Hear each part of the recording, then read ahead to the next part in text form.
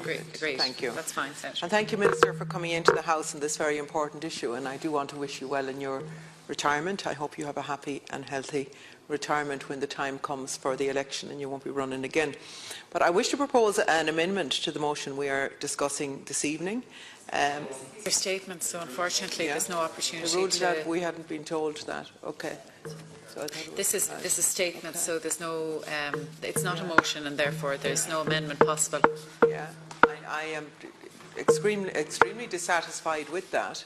I mean, a motion was presented by the Labour Party and we presented an amendment to it, and I think this is such a serious issue that should have been taken this evening. All I know is that on the order paper it is statements, okay. And under statements we can only actually make statements. But okay. So there can't actually be a vote or anything on statements. So okay. It's perhaps a matter to bring up with the leader. Yeah, indeed. I'll mention it to him. Indeed, and I think that in itself maybe indicates why we're here. If you state the policy position, Senator, in my reply, I'll deal with it. Okay, thank you. And I have a series of questions which I would really like that you would address them specifically as well.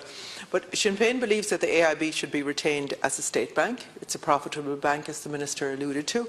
For the last 3.5 years we've had dividends from it. It's a very profitable asset for us to have as a state.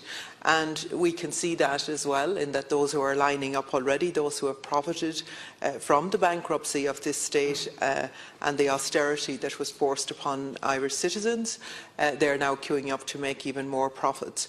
And I suppose our fundamental belief in Sinn Féin is that those profits and those dividends need to be going to Irish citizens.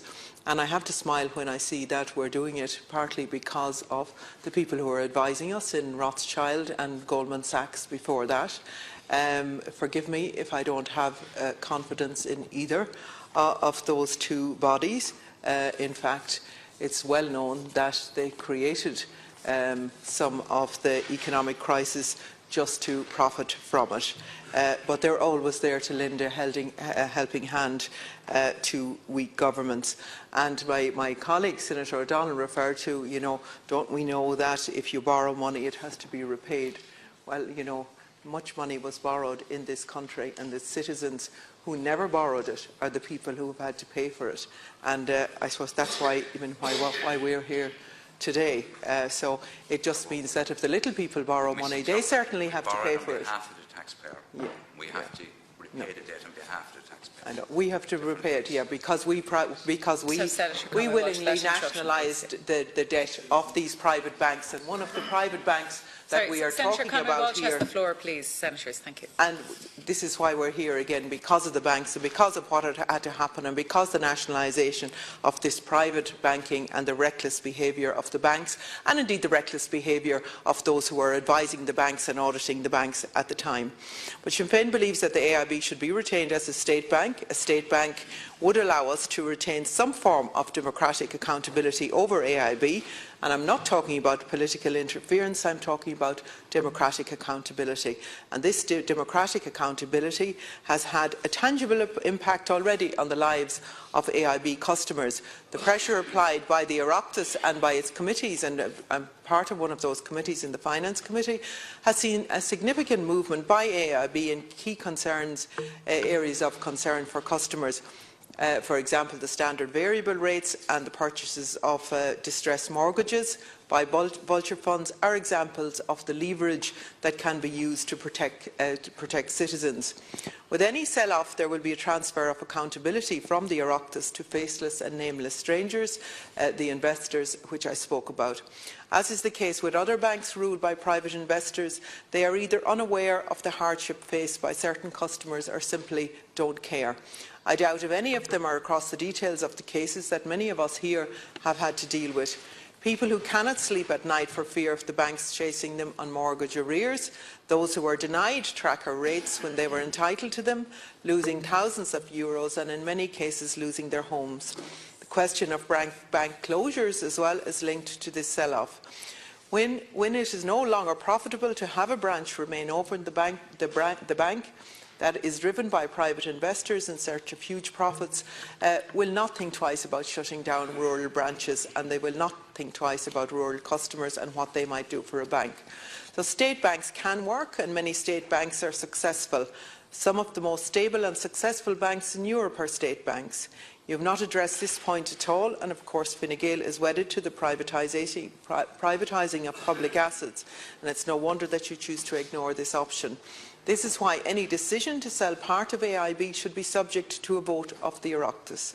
I also want the Finance Committee to play a greater role in exploring the possibilities for state-owned banks. I note that the Labour Party motion calls for the sale to go ahead conditional upon the altering of the fiscal rules to allow for the spending on capital investment.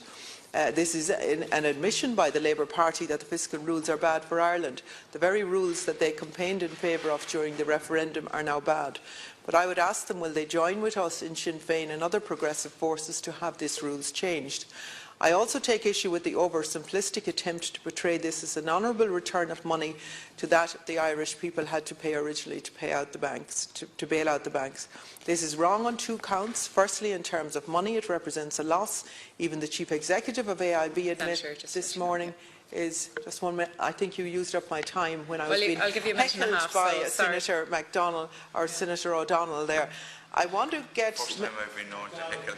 Oh, MacDowell, well, policies are very similar. Freudian slip there now. Okay, I think these specific questions are certainly what we need to hear the answers to. Which advisers have been appointed, on what date and what fee do they stand to receive after the sale?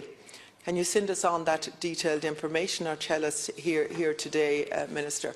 What safeguards are in place to ensure that there is no conflict of interest between the advisers and the potential buyers? Can you confirm that a change to the fiscal rules would require unanimous approval from all member states of the Eurozone? Do you feel that they have an appetite to do that? Why do you support the fiscal rules when it was obvious that these are inimical to any investment agenda? Can you confirm that recurring dividends from AIB could be spent on a day-to-day spending, at least once it has been established on an annual pattern? And what guarantees will you seek as to the privatisation unfold regarding workers and workers' rights and conditions in the bank branches remaining open and services being kept available in rural areas? These are all things I think that need to be answered at this time. The fundamental point is that this is a state bank that we have. We should be keeping it in state ownership. We should be giving the profit from it to our Irish citizens who bailed out the banks previously. Thank you, Senator. And Senator Warfield, you've just 1 minute.